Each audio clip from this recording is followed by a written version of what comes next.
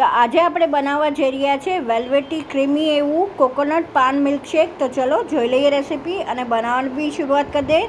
સિર્ફ 5 મિનિટમાં બની જાય છે. એકદમ રિફ્રેશિંગ ડ્રિંક છે અને ગરમીમાં તો મજા પડી જાય છે આ પીવાની. તો ચલો જોઈ લઈએ રેસીપી અને બનાવવાની શરૂઆત કરીએ. જેના માટે મેં 1 કપ મોટો મલાઈ લીધી છે. ટેન્ડર મલાઈ છે. મેં એની સ્કિન નથી કાઢી. તમારે કાઢવી હોય તો તમે કાઢી શકો છો.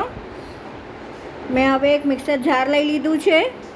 એની અંદર આખો કપ મેં મલાઈ નાખી દીધી છે. સાથે જ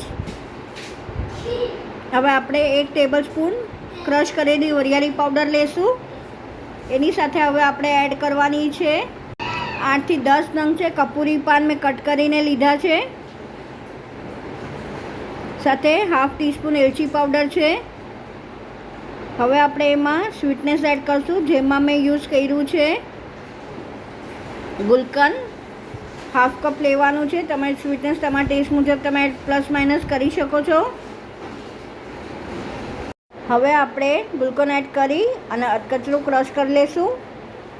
તે હવે આપણે 250 ml ક્રીમ એડ કરશું અને ફરીથી ક્રશ કરી લેશું. તો તમે જોઈ શકો છો ક્રશ થઈ ગયું છે. તો હવે આપણે આમાં દૂધ એડ કરવાનું છે. મેં 3 ગ્લાસ દૂધ એડ કર્યું છે આમાં. હવે આપણે આને બ્લેન્ડ કરી લેશું. તો તમે જોઈ શકો છો કે આપણું બ્લેન્ડ થઈ ગયું છે. તો ચલો સર્વ કરી દઈએ ચિલ્ડ કરીને. આમાં આઈસ એડ કરવું હોય તો તમે સર્વિંગ વખતે એડ કરી શકો. તો સર્વ થઈને રેડી છે મારું ચિલ્ડ અને એકદમ જ ટેસ્ટી એવું રિફ્રેશિંગ કોકોનટ પાન મિલ્કશેક. ઇવન મેં આનો શોર્ટ વિડીયો પણ અગાઉ મૂકેલો છે જેની અંદર મેં રેડીમેડ પાન જ નાખ્યું છે કાથાન ચૂનો યુઝ કર્યા વગર. પણ એની અંદર ગ્રીન તૂટી ફૂટી વધારે એડ કરી છે એટલે એકદમ ગ્રીન કલર આવ્યો છે.